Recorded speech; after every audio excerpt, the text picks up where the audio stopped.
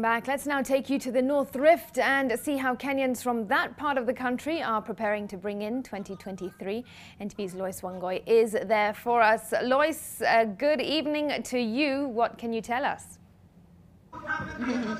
Good evening, Smriti. We come to you live from the Eldoret sports grounds, and this ground plus a few others here in this county are quite historic, and this is where the residents gather whenever they want to have important conversation or even meets.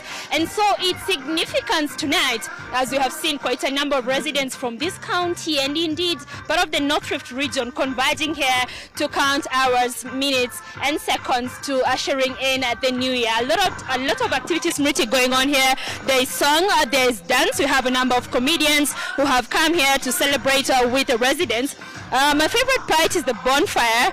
It's really giving life and beautiful pictures here. Later we expect a star event happening here at the Eldoret sports ground. So how was the year 2022 to the residents here? Very quickly we'll speak to a resident and then to a person from the local leadership to understand the dynamics of 2022 from this part of the country. Pengine chombe majina yako, how was 2022 to you as a resident and what do you look forward to in the new year?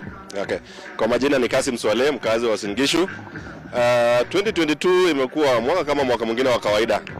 For I to say that nakumbuka the beginning of this year kulikuwa na challenges mingi, especially kwa mambo ya kisiasa. And the good part is that the president now William Ruto comes from Uasin Gishu, so that is the biggest thing that we achieved kama residents of Uasin Gishu. That's my high. As a resident, now we get part of the local leadership. This is the area MP who's hosting this particular event here, Bwana Ruto. Thank you for joining us. What did 2022 mean to the political scene here in the county? Besides producing the president, what else? What message did we have from the county politically? What is very important, all of us remember that at the start of this year, being an electioneering period, there were a lot of anxiety, a lot of expectation, a lot of worries, especially regarding the previous election period where this region has been marred with post-election challenges. But this time around, I want to say, as we are closing 2022, it has been a new dimension, a new paradigm shift in terms of politics landscape of this country. We experience enormous peace, unlike before.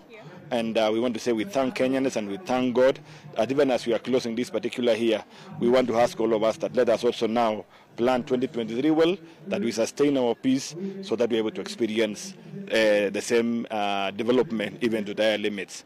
So I want to say we have a new leadership now, new governor in place after 10 years.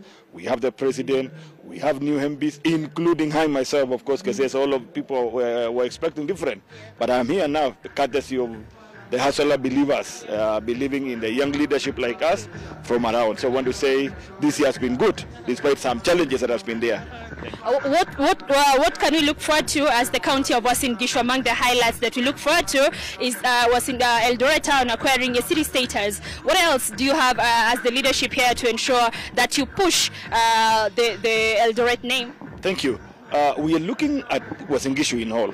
As you've said, Eldoret growing to a city status is a blessing to us. It will be an opportunity because it means that the whole thing has grown.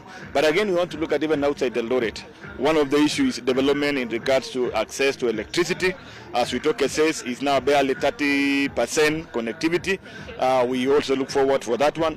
Second road network to improve because this road network, it indicates other related developments to come in, including economic improvement of the county.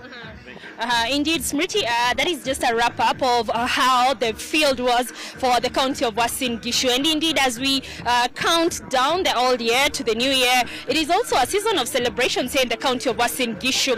Interestingly, most traditional marriages, popularly known as koito, Smriti, are done around this time. And so there are quite a number from today all through to around Tuesday.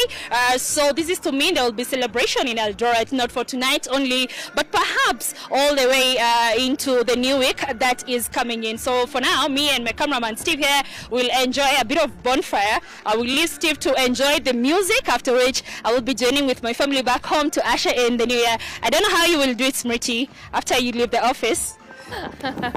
Wouldn't you like to know? Lois, I'll drop you a message later.